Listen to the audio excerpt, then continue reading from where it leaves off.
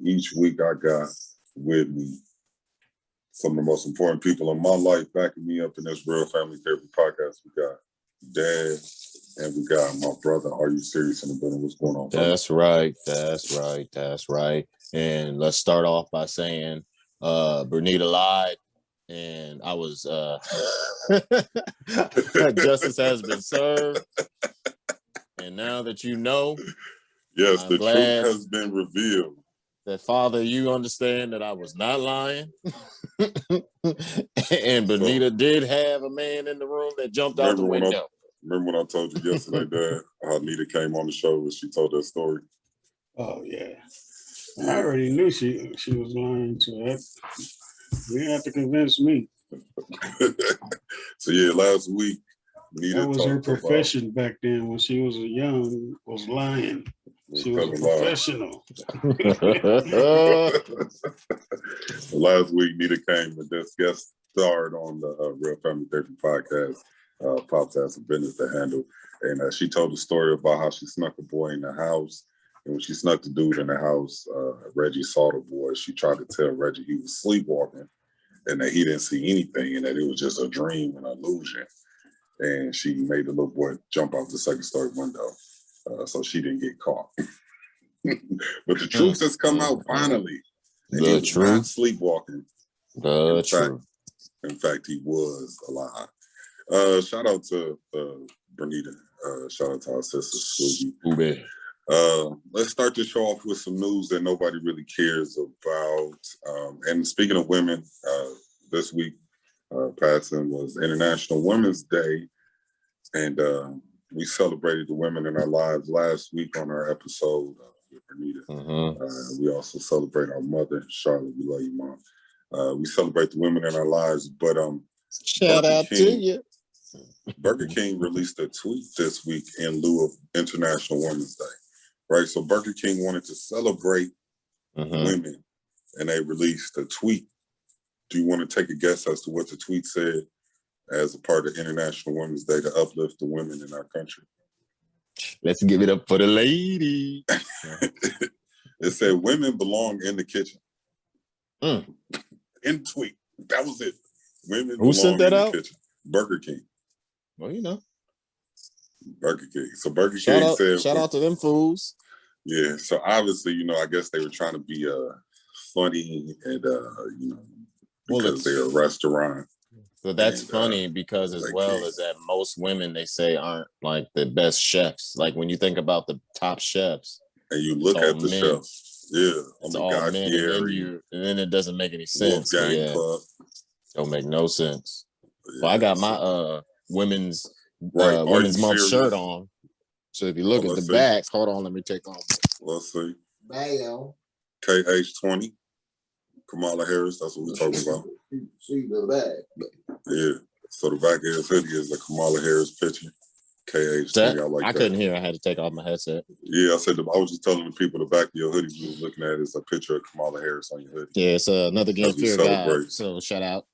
Shout out to Fear God, the label. Yeah, we was definitely representing for women's history. Yes. Burger King.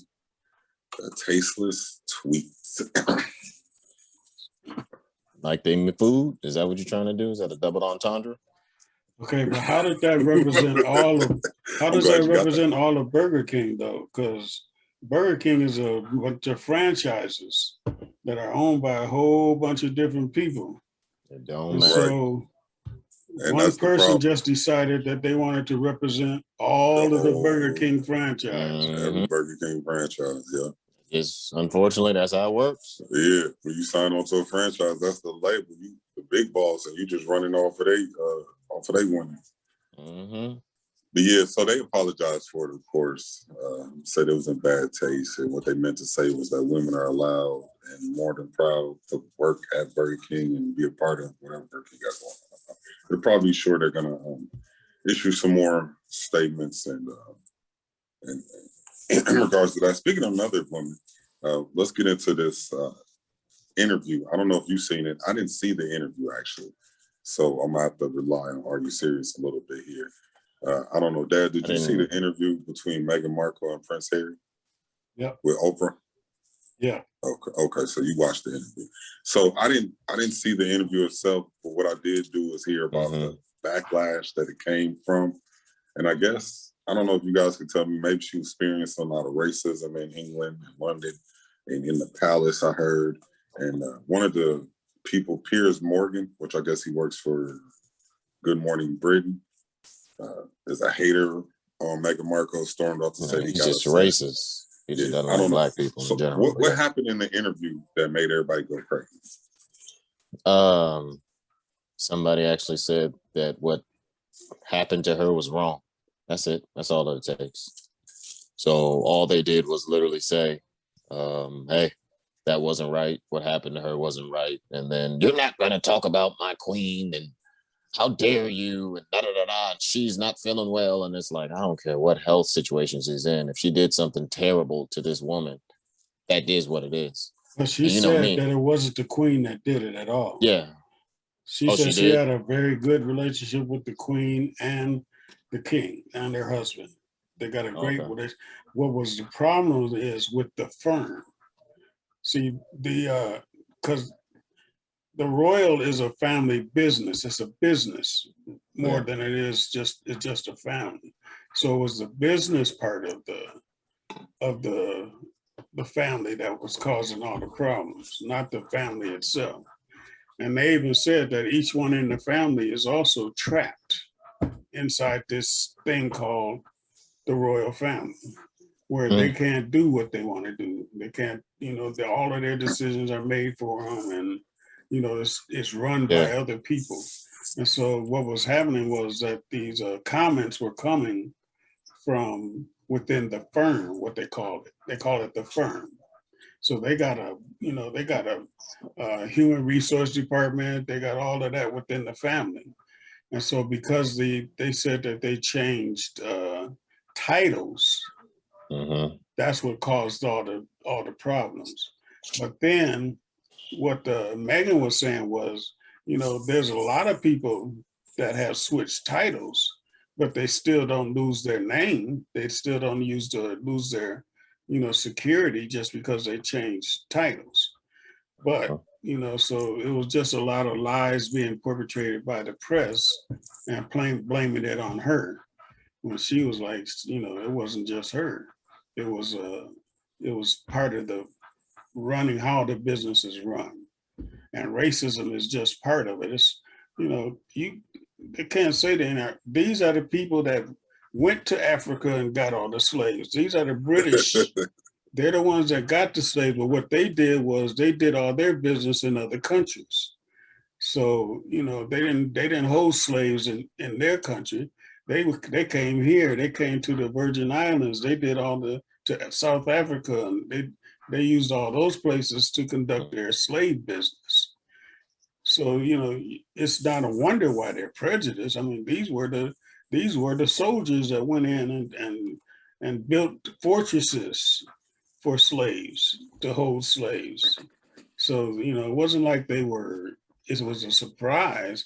It was a surprise to the prince because, they never had to look at it because they never had anybody around that was black. So he never knew. It wasn't a big deal because nobody was in the family was black until now. Now they got a black person within the family, which revealed to them how racist they really were. And that's what, that's what shocked people. And now they're, how white people, they're going to react just like white people react there. It ain't racism. That's just that's her opinion. That's her problem. That's their problem. But her problem was, how are you going to she's having a baby, the grandchild of the Queen of England. And they're saying that baby is not going to have any security. We're not going to protect that baby. How do you do that? How do you, that's where it took her off. She's like, what? What do you mean? How are you going to take away the security? It wasn't the fact of the money and all the titles and all that, but it was the support and the security. They took away the security and they had no support. So that's what, and so what happened was her husband, the prince, did what his father should have did for Prince Diana, was back her up. So his father was the prince that's the heir to the throne right now.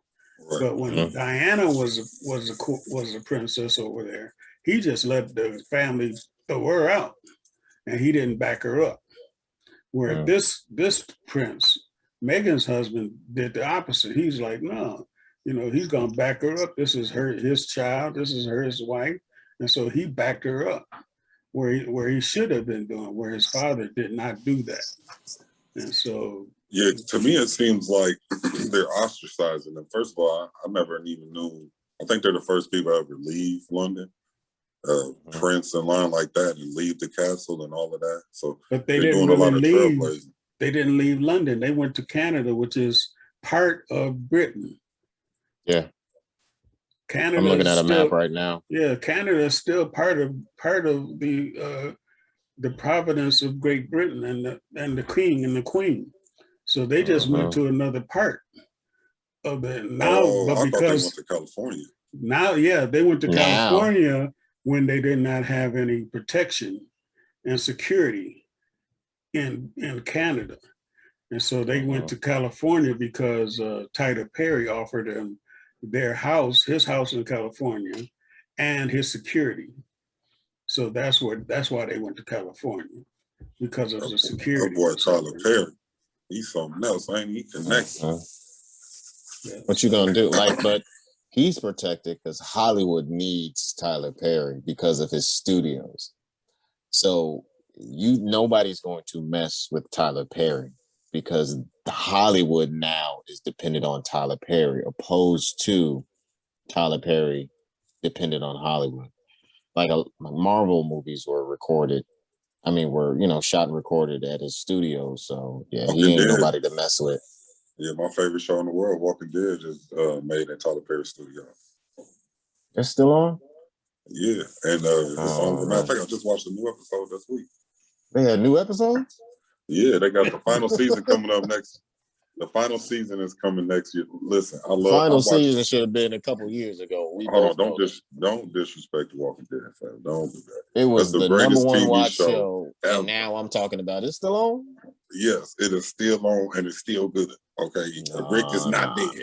Rick is gone. He just out. And some more serious other news that I seen and came across, and I want you guys' opinion on, that I don't see a lot of coverage on. But hopefully they're getting a lot of coverage today, is that the Chinese government's actions in Xinjiang are violating the United Nations Genocide Convention protocols.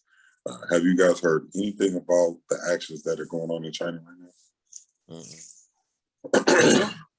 Okay, so they are actually running internment camps for people who are Muslim, right? And they're citing the centers are necessary to prevent religious extremism and terrorism, but 2 million Uyghurs and other Muslim minorities, so these are all Muslim people, they're called Uyghurs in China. They've been placed in a network of detention centers all across China. Over 2 million people put in these detention centers because of their religious beliefs. And the United States of America, even Donald Trump, this has been going on for a long time, though. And I'm just now reading about this on CNN, but this has been happening for a while. And these people are in these detention centers because they're Muslim. And Donald Trump declared that to be genocide because not only are they in the detention centers, but they're being killed off as well. And the United States still hasn't filed any sanctions against China. The United States hasn't done anything, but not only the United States, but like 17 other countries have also declared what China doing to be genocide. When it was Rwanda, United States stepped in, French stepped in. When it was in Africa and they're committing genocide, America steps in right away, calls them out, puts them on blast. No, not China, right away. It took them years to step in America. And they really didn't do much, to be honest. But yeah, that's another conversation. In Africa, but yeah. But I mean, about all the genocides coming out of Africa, though. That's because of tweets. That's not from the government. Like they still the only do it way right that we now. know about what happened in Africa is because of it Social started media. out word of mouth, and then it got into this news media. There were some certain things that got out accidentally. It wasn't because the United States was all, oh, let's go. No, because the United States was making money off of South African trade, after the South African, what do they call that? Their luxuries, and their, sending their people there to have fun and export, import stuff. Okay. So when they got rid of Cuba, they moved it to South Africa, because Cuba used to be the place to go to have fun. And so now when they went to South Africa was a place to go to have fun. So there wasn't no big rush to try to change any of that. I mean, even when Mandela became president, it was still a white and black country. It just, they just had a president that was black. So let me ask you this. That's another story, though. Let me ask you this then. So do you think it's the United States is not stepping in, or other countries aren't stepping in because of China's power in the economic side, or their power on the military side? Neither. You think they just don't care about Muslims? Yeah. Why would they don't, son, we had a Muslim band here. Why would you possibly think our government would care about people? Especially Trump. He hated the Muslims too. He had a ban on Muslims first. Before Trump, they called Obama, remember? He's a Muslim terrorist. Like, come on. Like, they don't care. If it was Christians, if it was quote unquote right-wing Christians over there, then yes, then they would start running. If it was Jewish people, then yes, they would start running. But Muslims, they don't. It doesn't benefit them financially, so they don't care.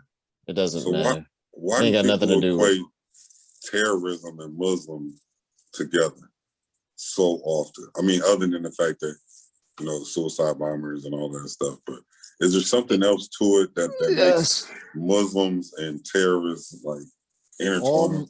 So think about what the Muslim Islamic countries, and when you think about the Islamic countries, what do they have? Natural resources that we want. So if you discredit them, if you monstrosize them, if you make them something that they're not, then we can go in and take it. And then when we take their stuff, yeah, that's right, because they're terrorists and they're anti-Christian and stuff like that. So when you think about all these different countries and all these different places, it's because of that. And my boy told me, Des told before, and I stay with it. Be careful who they tell you to hate, and be careful who they tell you to love. Because usually it's the reverse of both. The same way they told you to love Gandhi, that boy was racist. The same way they told you to love Mother Teresa, she was a terrible, terrible person. She was terrible. Like, so be careful who they tell you to love until you do your own research on who that person was. And be careful who they tell you to hate, because they told you to hate Gaddafi. Oh, he's a terrorist. Oh, he does this to his own people. We won't even give our own people health care. But yet we worried about Gaddafi and how he's killing other people. But what they really didn't like is that Gaddafi was trying to create a currency that was backed by the natural resources of Africa. Our currency isn't backed by anything, by any natural resource. So if they would have backed up that natural resource, backed up that money by a natural resource, it would have crumbled their whole economy. So I'm not saying I'm backing up Gaddafi, but I'm also saying I'm careful of who they tell me I'm supposed to hate. I'm not supposed to like them. And who, obviously some people are easy, like Hitler. Yeah, that's automatic. Cool. But others people, just make sure you look into all these countries and all these people and all the things. Be mindful of big things that they ignore, and be mindful of little things that they blow up. Yeah. It reminds me of the Bible. Yeah. And what I mean by it reminds me of the Bible is like people, God tells you all the time, don't worry, how you going to tell somebody else to take the speck of dust out their eye, and you got a plank in your own eye, right? So the United States of America loves to point fingers at other people in other countries But our own crimes are more. We horrendous. Genocide a whole people. We took a whole people out, more than one people. You know what I'm saying? Nations, countries, races. The Native American population, black people, all these people. We've done that, and we ain't doing it now. So don't look at what we used to do. We are doing it now. Look at what we said we doing. Don't look at what we used to do. You know what I'm saying? That's what I don't know. I just feel like. But don't look at what we're actually doing. Right. Because, for example, we'll care about right now. Certain people want to blow up how we are bombing Syria, right? But they didn't say anything when they were bombing Somalia. Not one word. So we want to. I mean, Biden is in charge now. So whatever Biden does, and all of a sudden it's going to be blown up on the Republican side as terrible. The same way we talk about Trump or whatever the case may be. But nothing was said about the Somalia being bombed. Nothing was brought up about them being bombed. So that's why I said you got to be careful what they blow up, as in like actual conversations, and then what they kind of say it was a bombing in Somalia. But the news today, LeBron James, like, we got to be careful. You got to treat it like you do a magician. A magician is like this. See, I got nothing in my hands, but you don't know what's going on over here. Because the trick is actually in the other hand. So if he's showing you this hand, then look at the other hand and see what the rest of us doing. That's where it is with the media. Whatever the government shows you on the media and the public, look for something else. Look at what else is going on, because that's what's really that's what they're really trying to pass. Same thing happened with this stimulus bill. They had everybody looking at the checks. But what they didn't have you looking at was what else was going on in that bill. So they still got it marked as a $1.9 trillion bill when they've cut almost $1 billion off of it so far. So whatever you see, look for something else. Don't just don't. It's a magic trick. They want to keep your eyes on your hand on what they want you to see, so that they can get away with what they want to get away with. So that's just the way it is. Let's get into the stimulus bill. This $1.9 trillion Biden relief package. Bet government can help cure the USA. Me and Are You Serious was talking about this a little bit before we got on air. I have no idea what's in the stimulus packet. I kind of got a stimulus burnout. Because it's always, is it going to come? Is it going to come? Is it going to come? Then it'll show up like, oh, you got some money. And smaller than last time. Is it going to be bigger than last time? So I'm not too sure exactly what I'm looking forward to in the stimulus bill. But it's nowhere near $1.9 trillion. That's for sure. Not for the people. So what's in the bill? Like the only thing in it is a $1,400 checks going out to each individual family member, kids, everybody. They have the $300 unemployment addition until September. That's in there. The $3,000 child credit, for each child, is a credit for their children up to $3,000. It could be more. I don't know the exact, but I know it's at least $3,000 for the child. $3,000 if you're over 6, $3,600 if you're under 6 years old. Yeah. And so that, and it's the small business loan program. That's in there.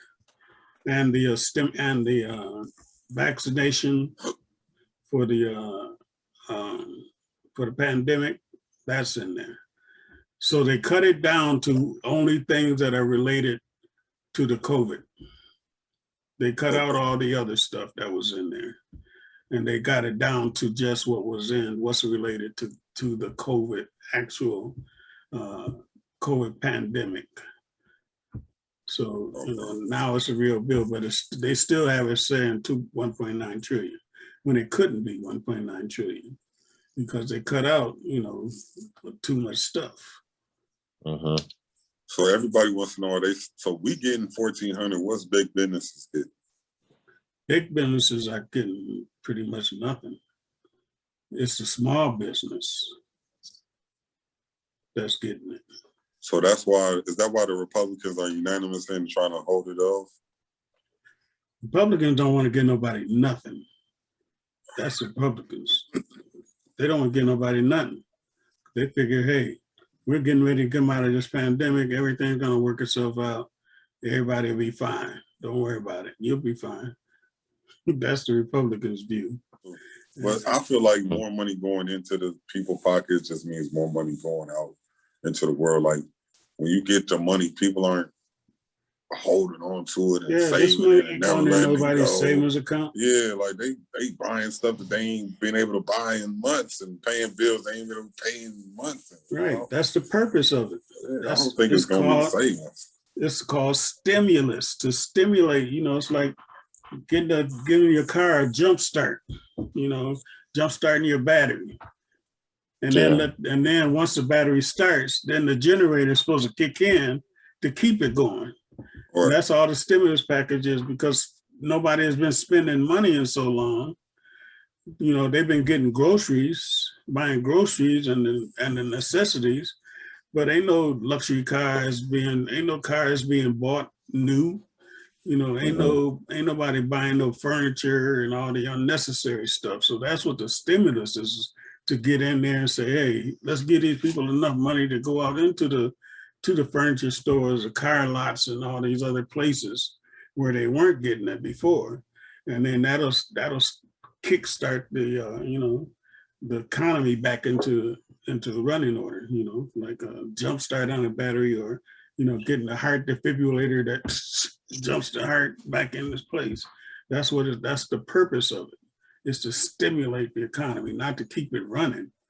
You know, just to get it a kickstart and let it start, running on its own after that. Because once people start spending money, then you can start hiring more people to work. Once you start hiring more people to work, then more people have more money to spend to get back into the economy. So, it'll start a motor running. Because Obama did it back in 2009. That's how it got to. That's how it got to where Trump got to brag about his economy when he ain't had nothing to do with it. Obama stimulated it back in 2009 and got it back to jumpstarting, to working. And so that's what we're going to have to do again. We're doing it right now to jumpstart. But the difference is this stimulus includes the pandemic. Not only do we have to jumpstart the economy, but we have to, get people to work, to healthy enough to work, to get out there and work, get vaccinated, and get back to normal life. So we never talked about, let me ask you this thing real quick. Yeah, this is kind of off cuff. Vaccinations. Are you getting a vaccine? Is anybody getting a vaccine? I'll get it when it comes. Yeah. You said what? I'll get it when it comes out. I just got a tetanus shot. So I mean, come on, I'm not. So you ain't worried about the vaccine. What about you, Dad? You getting a vaccine? Oh yeah, I already got my flu vaccine, so I might as well get this one too. Okay, so we got 2 out of 3 people getting a vaccine. I know a lot of people are worried about the vaccine, especially in the Black community. I think we just don't trust too much anything that people trying to give us, especially. Well, I'm not going down to AJ's barbershop to get no vaccine. You got to make sure you're going somewhere where you can at least have some kind of confidence that they're not, I ain't nobody yelling out, hey man, give me one of them vaccines out of the refrigerator back there. No. You got to go someplace where they're professional. My doctor, that's the only one I want giving me a vaccine. I don't want no drugstores and all that other stuff. Yeah, because now they opening up the I keep calling it the Metro. What is it, US Bank Stadium? They open up US Bank Stadium now. It's back. Not the stadium. The Vikings TCO Performance Center in Egan is open now as a vaccine site. Yeah, so you can go get vaccinated at the TCO Center. I'll wait to go to my doctor. Now, see, you say doctor, and that's a good reason. I'm glad you said that, because I kind of feel opposite of the vaccine situation. And you guys know my personal story. I got a son who's 6 years old, 7. I'm sorry, Prince. And actually, he's my dad's background right now. That's my son, Prince Patrick. I think that's probably when he was like 2 or 3 years old. But my son, Prince Patrick, is diagnosed but I believe he's healed. He's been diagnosed with severe autism, right? So he's non-functioning, doesn't talk. But they call it regressive autism because when he was 2 years old, he could talk. He can do everything every other kid do. Growing up, he had all the benchmarks. He was talking, walking, mama, dad. And then we got him his vaccination shot. And I say, this is the reason why. This is my personal opinion. I'm not no super doctor. My personal opinion is once I got the vaccination, I seen a difference in my son. And a lot of people, we talk about this all the time, but autism is something that happened 90s, 2000s, 2010s. I grew up in the 90s, and I don't remember anybody in my school getting diagnosed with autism. Now, I remember back in the day, they had people that, I'm not trying to offend nobody, but they said, retardation. You had people that were slow.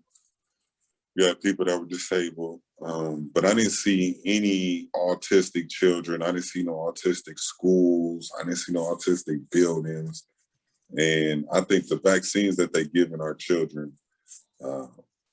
give Black people especially are more subject to getting autism through the vaccines that we get through our doctors. We expecting them to, they tell you the kids got to take these vaccines, the MMR shot, measles, mumps, rubella shot.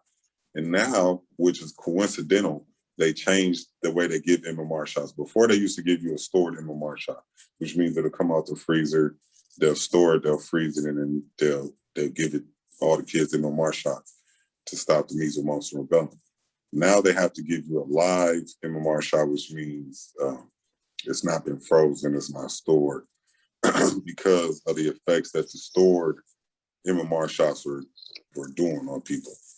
And so because of that experience that I went through with getting shots and seeing how it affects my kids and my life personally every day, I'm a little leery about the vaccine and whether or not I should get the vaccine, especially because the vaccine has been pushed to cure a pandemic and not pushed to cure the cause. You understand what I'm saying? So they just throwing some things together. I feel like throwing everything they got at it to see if they could figure something out to help slow it down. Without knowing, like they 200-300 people out, 200-300 people they're doing studies on for these vaccines and then approving them. They're not doing like millions and years. It hasn't been 10 years. It's been less than 2 years. So I don't know. I just feel a little leery about getting a vaccine just because of the information that I don't have on the vaccines themselves. Well, this vaccine is not new. That's the thing. It was something that was already been working on. They had already been working on this vaccine for years, but they just ramped it up to point it towards COVID-19. It was using it for something else for years, but now they found out that they could use it for COVID-19. And that's the only reason that it's gotten so fast through the system. Is it the same thing that they live? I think it's from Africa or something, where they used to cure like some kind of disease in Africa or malaria or something. And they found out that it helps with the. No, I think it was a SARS virus. Yeah, SARS. That's it. That's on the virus. Yeah, it was used for the SARS virus, which is a form of COVID. Yeah. But the problem with the vaccines for Black people is that they didn't have enough Black people to test it on. So we are being tested in live. It's being tested on Black people live because there were no Black people. They didn't have enough Black people to test it on before it became live. So because we weren't being tested before it came live, they didn't know the effects that it would have on a lot of Black people. Like those MMRs or whatever, they didn't test them on us. They tested them on white people because that's who it was created for. They tested it on their kids and them people, so they were all tested. Black people were not tested because, for one, we didn't trust them. So when they're talking about, we want to run a test on you, Black people went this way, and the testers went that way. So, that's one reason why, whenever we do any kind of vaccination or any kind of testing, we are testing it on our own selves as a test subject. But see, I think that has to do with the history that America has in using Black people as test subjects. Ever since Tuskegee. What's the name? Yeah, Tuskegee Airmen, where they were trying to give everybody gonorrhea. Well, it was way. All right, so let me drop some of my stuff. So I got a couple things that I was writing notes on. So, one, they've been testing Black people for a long, long time. So Tuskegee was just the one that we were aware of. But even in slavery, doctors would test things on Black people and slaves while they were awake. There was no anesthesia. There was no nothing. So there was a lot of mutation, a lot of decapitation, a whole bunch of stuff going on when it comes to Black people during slavery, because we weren't considered actual people, but we had human-like characteristics is what they considered it, right? So they would test things on us as the human testing, but they were doing testing on Black people way before. So if they would snap the same thing that they do with homeless now, but that's a whole other conversation. The second thing is regarding the actual, what you were talking about with autistic children and how we grew up, right? So I want to be sure that people are clear on what you were stating as well, because a lot of people associate just because there wasn't a actual facility addressing autism, that there still was autism at this level. We just didn't address it. And that's not the case either, right? So there's so I agree with you. I just wanted to be sure, because people will try to manipulate and twist what you say to try to make it to their benefit. So when it comes to autism, for example, the actual people that showed those type of symptoms and the actual people that showed autism in the way that we see it, it just wasn't shown.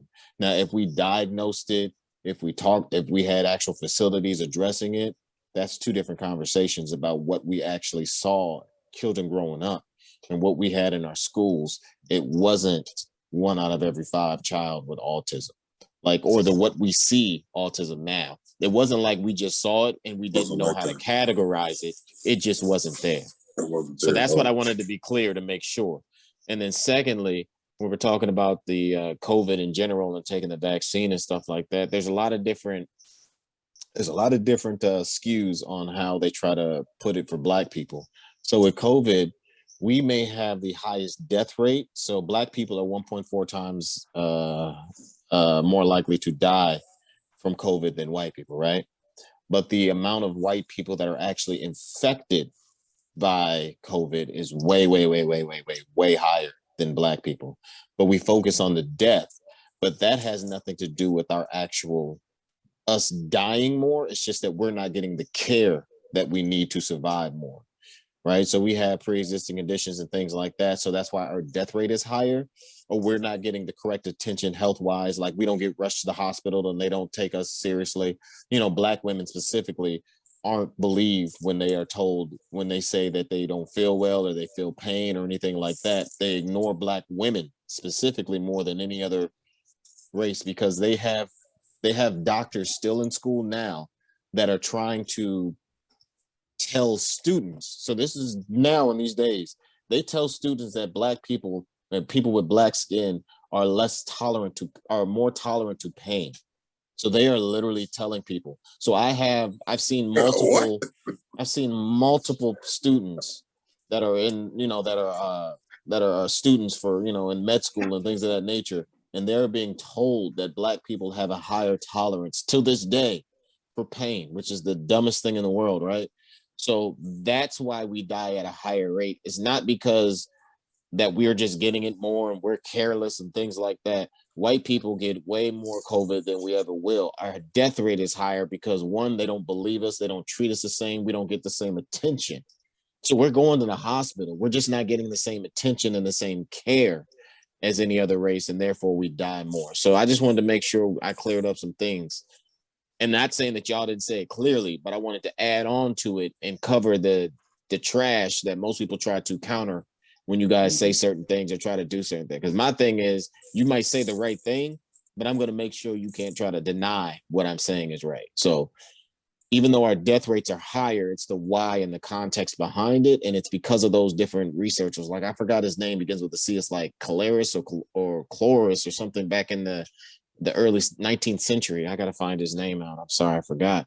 But he was one of the doctors that had different type of, that had research showing that Black people are not human, and Black people are less pain, and Black people are this, and people of color are this. So the reason why we go through these things, or we have these issues with vaccines, or we have these issues where Black people are tested the way that we are, is because they have people documented saying that Black people feel pain differently, or Black people don't hurt as quickly, or Black people don't have to be worried about it. They're just exaggerating or lying. But let somebody come out with those crocodile tears, and that's a whole nother thing, because crocodile tears, when people say that, they say it because crocodiles cry, and it's not due to pain. It's because of some other reason in the gland. So their tears come out, but it has nothing to do with pain. So that's why people say crocodile tears. Just so we're clear. Didn't know that. So when someone said, so you have these people with crocodile tears, and then they believe them, and then they subscribe to them. So yeah, I just wanted to be clear on a couple different things. But yeah, so everything you guys said was completely correct. That was he snuck in a random fact to take to work. Crocodile tears. I didn't know that. Yeah, man. Yeah. It's just a sad situation that I even have to question the government and the vaccines, and and it's not necessarily the government, but the government governs the companies, and the FDA approves all these medicines that come out. So it is the government, and I can't trust them and the vaccines they put out. So I don't know. Nowadays it's a lot different. Before, when the vaccines came out, you just went as a vaccine. Now okay, there's Johnson & Johnson, there's Pfizer, there's Derm. You know that there's different vaccines to choose from, and so you can choose which one you want that you feel is the safest for you. So that's why I'm not in a hurry to get it, because I want to see what happens. I'm waiting to hear the reports a little bit about which vaccine's doing what and what vaccine's doing what. The only good thing about the Johnson is that it's easier to store, and you only need one shot. Okay, so the other ones you got to have 2 shots, and the other ones have different storage differences. So it depends on where you're going to get it. If you're going to get it at the Metrodome, I would think storage would be an issue. What do they have at the Metrodome? Right. Do you see a sub-zero freezer over there? Is there a sub-zero storage facility for these vaccines? If not, I don't want no, then you better give me a Johnson at this facility. So you got different choices of which vaccines to take and when to take them. So, it's not just take a one, like when you get a flu shot, it's just a flu shot. I don't know who's making them flu shots. They don't tell you, that's not publicized. But now we know, because we've been watching it happen along the way. We know there's different, so when you go in the facility, you can say, well, which company is producing this vaccine? If they don't know, walk right out the door and say, okay, thank you. Because if they don't know, then something's wrong. Why don't you know? You should know exactly when it came in, what the expiration date is on that vaccine. So we have a lot more information right now that we can make better decisions about what we're going to take. So, in the past, this is probably the first time this has ever happened. I don't ever remember us having that choice. We never know. We've never known to see what is the expiration date on that vial that you're giving me. How long has it been out? How many vaccines have you given out of that vial? You can ask some questions, some smart questions that people have to answer. And if they don't answer it to your satisfaction, then you can choose not to take it now. Then I'll wait and I'll go somewhere else. So that's the biggest difference between this vaccine and other vaccines in the past. is that we can go in with our eyes open wide and say, okay, well, then you're answering all the questions, so you know what you're doing. So I can have more confidence that, that I'm not getting jacked up. Right. I'm not going in a room with 10,000 people trying to stand in line to get a vaccine. That's just not me. I ain't in that big of a hurry. I'll wait because I ain't going to hang around with nobody, because I'm going to have my gloves on and I'm going to have my mask on anyway, until I've already decided till June. Right. That's when I'll take my mask off. Hey, and then it's going to be, depending on where I'm at. And then also as well, just FYI that I got a whole order of brand new. I got a whole bunch of gloves, orange gloves, and I got some black gloves, and I got some black masks too. I just got like 200 masks and a whole bunch of gloves. Give me the gloves. I use the gloves. I don't go nowhere without no gloves on. So if you still need the gloves, I'll bring them out later on. All right, anyway. Right, so then I want to make sure that I add on this as well. So I'm gonna pat myself on the back. So your boy, I'm actually a consultant regarding the actual vaccine distribution for California, right? So for the entire state, I'm a part of the consultant team for it. So for my portion of the business, right? So that's just a side project, a little something I'm doing, right? So I have all the information regarding how the distribution goes and things like that. So I can't talk about that because I'll mess around and get sued. But what I can say is that the questions that I ask, the information that I get back, how I'm diving into certain different subjects or the different overall situations that I'm reviewing for the portion that I have to review, it's a lot different than historically, right?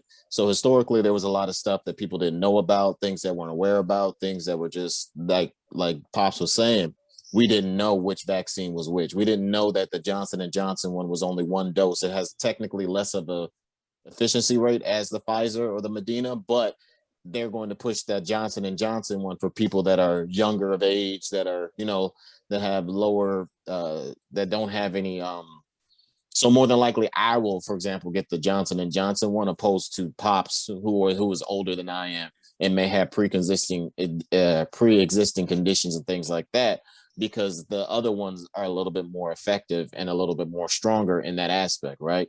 So there are different things that come together with it. So the information that I have it all. Okay. I got it all. I'm talking about who gets what, where, when, how, what time, what day, how it's going to be rolled out, who's getting it, where it came from, the doctor's list, the name of the list. I have access to all of that stuff for the state of California, right? So in that information, even though it may not pertain to what I have to do, I still have access to it. And when I look into it, it's a lot more cleaner than what people don't understand, right? And you know me, I don't trust nobody.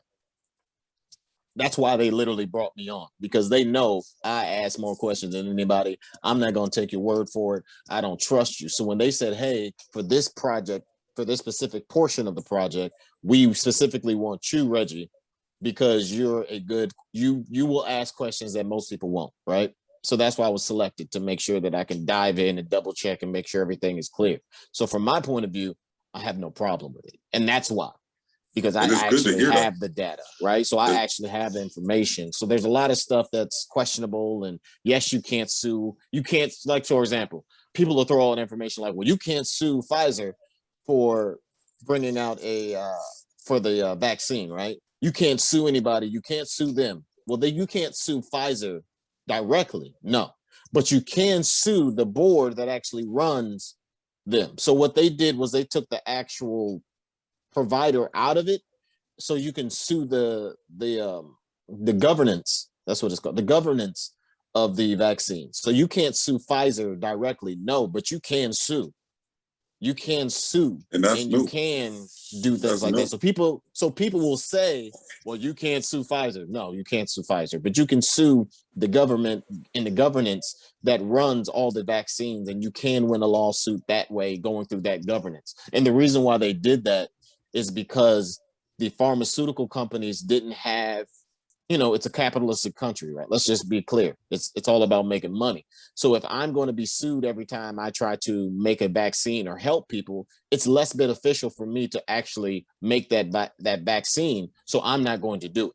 So you had a lot of different pharmaceutical companies that weren't subscribing to make vaccines. So they had to make it so that the vaccine company felt comfortable enough to make the vaccines without having to worry about the kickback. And if they got sued, it was on that governance side to make sure that they corrected things for the vaccine companies themselves. So it's like a circle, actually. You don't directly sue them, but you sue the governance, and the governance then corrects the pharmaceutical company, and then it goes back and forth and around.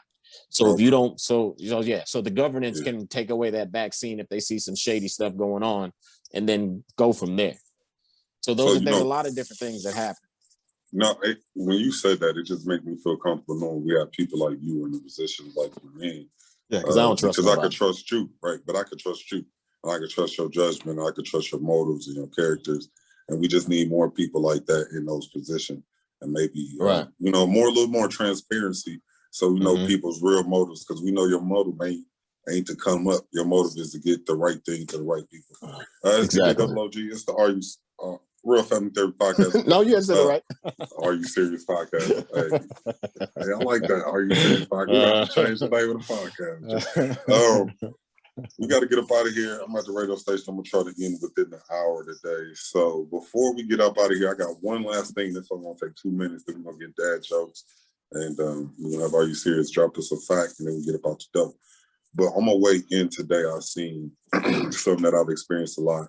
And I want to get into this next week, but I just wanted to mention this today. And it's just really a message that I want to record so that I can, put out to young black men. But when you get pulled over by the police, please don't say anything at all. If you have to give a statement to the police officers, give them your ID, tell them I'm revoking my right to remain silent, and let the police officers do their job, right? Get out the way. Well, on my way here, I seen 4 young black men pulled over on Mounds Boulevard, and there was about 17 police cars. And these 4 young black men are just standing outside their car. The reason they're standing outside of the car is because they don't got nothing. You know what I'm saying? They ain't got nothing to handcuff them with yet. They still looking. But I've been in that situation myself with my friends so many times where the police it'd be like excessive amount of police officers, and it's intimidating. And you got 17 police cars, and you got the police dog barking and going crazy, and you on the side of the road and you scared. I just seen it, and I seen the fear in these young men's eyes. And I just want any young black man out there to know, when you encounter the police, please just don't say anything. Cooperate as far as giving me an ID if you don't got ID. If you know you ain't got no ID, you know you dirty, and you know you finna go to jail, just be quiet. Just be quiet. Okay, right. Then I'm gonna tap in. I ain't gonna go ahead all the way. So I just want to be clear. The police officer, we know the rights that you have as an individual, and a lot of the times the police officers do things illegally because they're hopped up on power and things of that nature, right? They have an ego issue. So you're not saying that the cops have the right and they can do what they want, so you just need to be quiet. What he's saying is that protect yourself. You don't sometimes what he's trying to say is that I'd rather you get home opposed to trying to be right a lot of the times, right? So a lot of situations we already know that they're on some crazy stuff, right? So I wanted to be clear because I don't want people to misinterpret it or misuse what you're trying to say, as in you just want everybody to, like, it's your fault because you talked back to the police. I'm not saying at all. You get popped. Right. No. That's what I'm saying. Like, I know, once again, you know me. I'm all about covering. So that's why I'm saying this. You're not saying that because if you talk back, then that means it gives the cops rights. No. What he's saying is, they're gonna mess with you, man. That's why they pulled you over in the first place, man. Don't give them anything more than what they already have in their head of reasons to literally shoot you and kill you. And that's what you're saying. You're not saying don't give them a reason to take you to jail. Like, just shut up. Well, they don't. Well, that doesn't matter. And that's what I want to be clear as well too. You don't have to give them a reason. You don't have to do anything wrong. They will make a reason. They will create something, and they will impound you. What I'm talking about, right? Let me give you an example real quick. When the police pull you over and they ask you, why are you speeding? You don't have to answer that question, right? Or why do you think or the police pull you over and you say, well, why you pulled me over? Why they pulled you over does not matter at that moment, right? And a lot of times young black men get a little offended. Like, why you pulled me over? What's this? You just be quiet, bro. But what I'm saying is, but I don't want you to think that okay. So if I don't say something, they will get upset. If I do say something, they will get upset. They will get upset. They will treat. So that's what I'm trying to say. Like, regardless, you're just trying to give them some tips. But in some situations, I'm just covering the whole playing field. It doesn't matter what you say or don't say. It has no difference. Well, let me explain now why today, right now, it's more intensified because of the trials going on for that cop that killed Derek Chauvin. The trial is going on right now. So the police are on at a heightened sense of looking for agitators. They're looking for, so especially if you're in a group of people, they're looking for groups to break up at all costs. They're looking for reasons to get people off the street because the trial's going on now. And at the trial, they're looking for the best way that they can to let these white boys off. They're not trying to put them in jail. Let me tell you something. One of the things that the lawyers just brought up, I was watching a little bit of it yesterday, is that they found in the police car that George Floyd was in, they found drugs in the back seat where he was sitting. And they're using those drugs to say, this is why he was acting erratically. This is why he was taking drugs during the arrest. And they also took a picture of his mouth being open. And they got a close-up of showing a little white thing in his mouth saying he was taking drugs while we were pulling him over. So they're getting ready for the. What does the toxicology report say? It doesn't matter. Toxicology said he had drugs in his. Remember he had the one fentanyl, that the first one, Hennepin County, fentanyl, and he had something else. He had drugs in. But what the toxicology do not say is when he took them. Right. So they could have been in his body from a week ago. But what the defense is trying to say is he was taking them at the time, and that's why he died. Well, you know, they got the coroner's report that say he died from a drug overdose, and they had nothing to do with the police killing him. And that's the Hennepin County coroner. That's the county coroner. They're looking for a way to let these boys off. I'm telling y'all, you got to be prepared. Speaking of trials, real quick, it was Anthony James Trifiletti, right? He's 25 years old. He was charged with second-degree murder. Last May 2020, he got into a car accident on Highway 61 in Burns Avenue on the east side of St. Paul, right? Got into the car accident on the east side of St. Paul. He got into a car accident with somebody named Douglas Lewis, 39-year-old man. 39-year-old black man got into a car accident. They get out the cars. I guess some kind of argument ensued. Anthony James Trifiletti told the police officers that he felt threatened when Douglas Lewis put his hand under his T-shirt and shot him 4 times and killed him on the side of the highway. This is May 2nd. This is about 5 blocks from my house. He just went to trial yesterday and was found, it was a hung jury. So it was declared a mistrial. Douglas Lewis, just so you know, was not found with any weapons at all. He didn't have a knife, he didn't have a gun, he didn't have drugs, he didn't have anything on him. And he was shot dead on the side of the highway after getting in an argument with a 25-year-old white dude. And that's the type of, that's like, how do you not find him guilty of second or third degree murder, even manslaughter? And he killed this man on the side of the highway.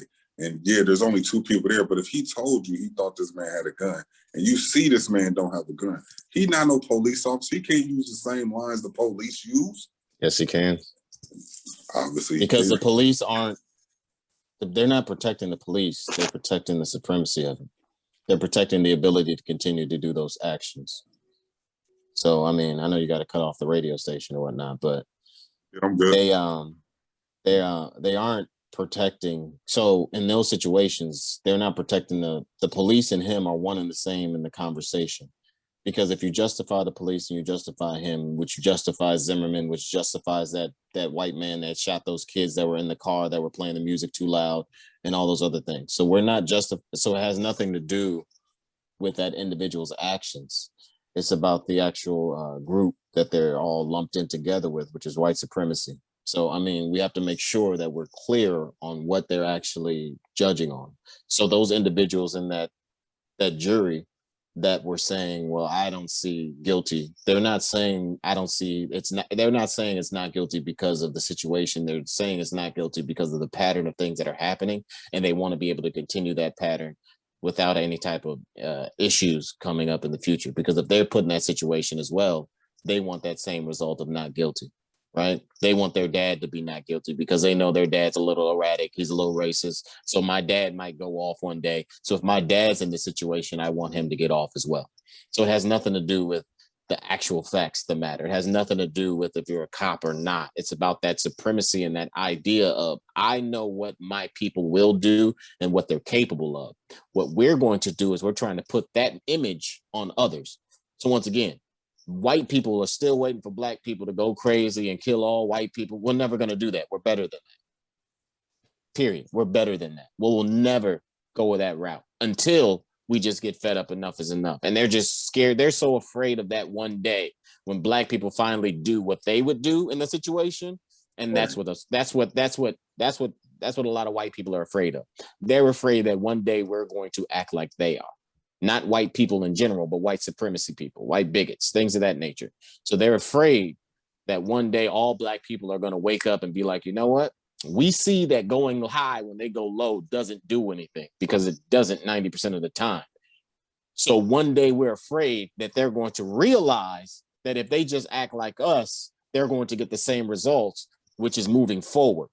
So we're going to try to make sure that we stop them from doing that in any way, shape, or form. So we're going to make judgments based off of us justifying their deaths, but when they do something the exact same way, we're going to completely act like we don't know what they're talking about. We're going to greenlight the situation, and then we're going to prosecute them and find them guilty. Can I give you an example of what you're talking about right now? The perfect example is the Black Panther Party, right? So they were afraid of what the Black Panther Party would do, so they killed every leader, all of them. They jailed them or killed all the jail leaders. Jail or kill. Discredit them, yeah. David Duke, the leader of the Ku Klux Klan, is still walking around here kicking it with the president of the United States. Yes. Like, that's a perfect example. I don't know if you're kicking it with the president, but yeah, I get you. No, you know, they be golfing together. They golfing buddies. I don't know about that one, but yeah. Well, we have to Google it, but yeah. Yeah, I don't know about that one. But if golfing, what's up? Yeah. But yeah, that's what those cases are about. That's what that stuff is about.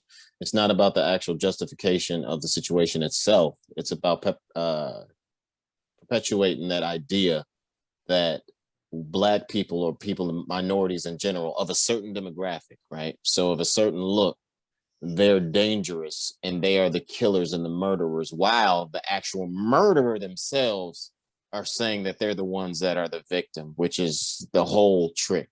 For example, the Black young lady Amanda that just spoke at the that did the poetry at the inauguration, and then also did the poetry at the Super Bowl. She was profiled and was told that, you know, hey, you're suspicious. What are you doing in this neighborhood? And she's like, I live in this building, and buzzed herself in. She's what, 5'6", maybe 98 pounds wet. But once again, all they saw was this. So automatically, what's going on? There's something suspicious. It's like, so it has nothing to do with the actual threat.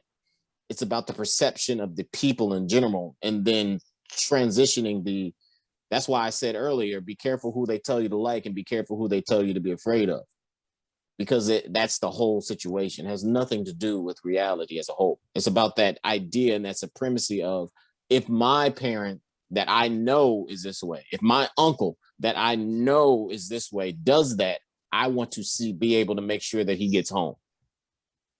That's all it is. Right. No, that's true. And another reason why that's why the police job is out there is to incarcerate as many of us as they can to keep us from having rights.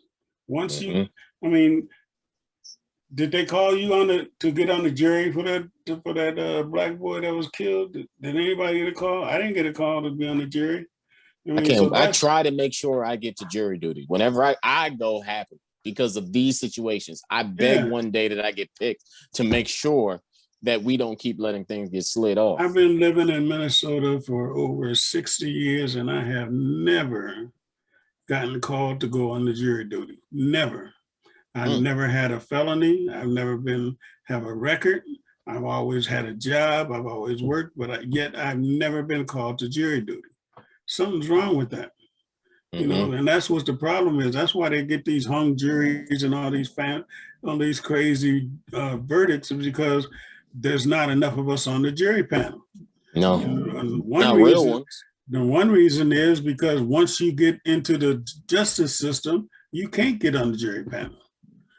So as many of us as they can keep in the system, either in jail or on probation or with a felony or a record, the less of them they have to worry about being on a jury panel. Yeah. You know, that's what they're doing right now for this Chauvin jury. I haven't seen no black people get on there yet, but you know, they're picking the jury. That's the most important part of a trial. Who's on the jury panel? You know, what do they know? How do they feel about the situation? And not only that as well, I want to make sure we're clear. Even the black people that they do get on the jury, they're called centrists, right? So do we know what a centrist is? Centrist is one of those people that aren't left wing, aren't right wing. They're just in the middle. Right. Because when they see somebody that's racist, well, they don't think that, like, they think that being in the middle is good. So even though you can see blatant racism on the right side, on one side alone, being in the middle is good because you're not judging either way. No, you know what's wrong. Don't go there. You don't need to be a central person in the situation. Like it's an obvious choice.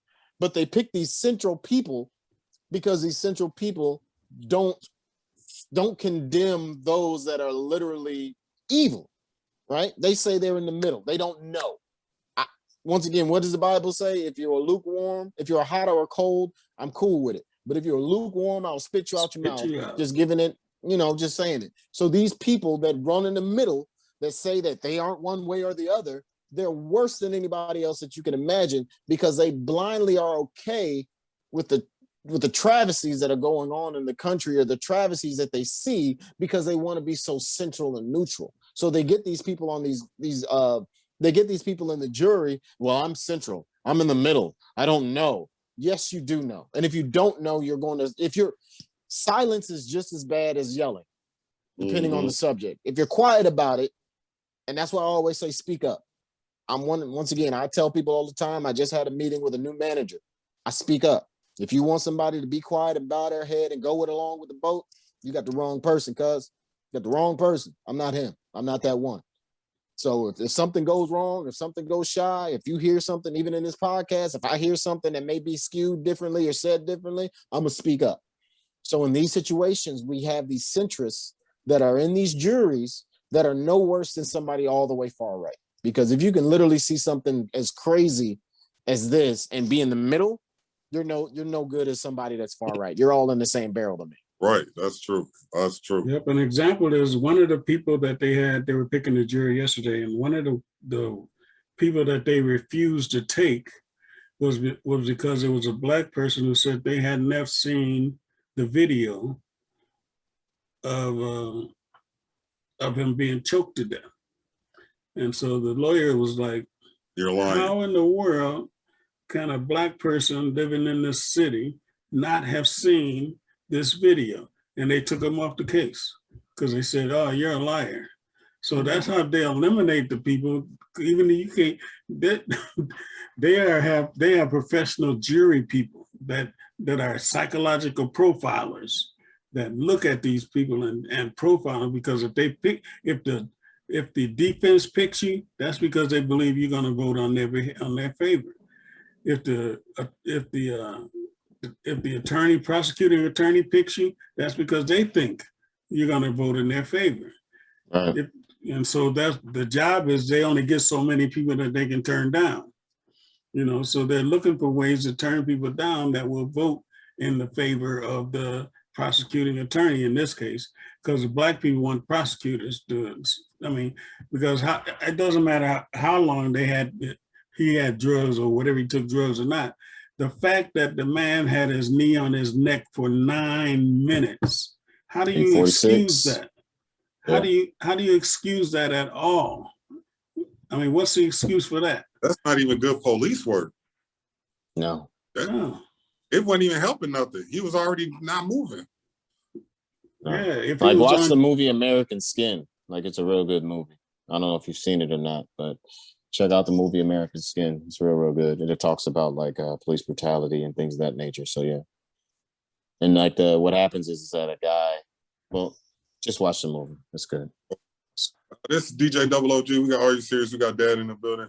Let's get up out of here, man. I appreciate y'all rocking with me today. I know Dad got things to do too. But before we get up out of here, Dad, you want to give us one of your dad jokes? You got one for us? And Are You Serious? Do you got a random fact of the day we can take to work? Let's hear the random fact of the day we can take to work first. Babies technically are, but aren't born with kneecaps. So babies are technically born with kneecaps, but they're not hard in any way, shape, or form. And as they grow out through their childhood, it then eventually turns to bone.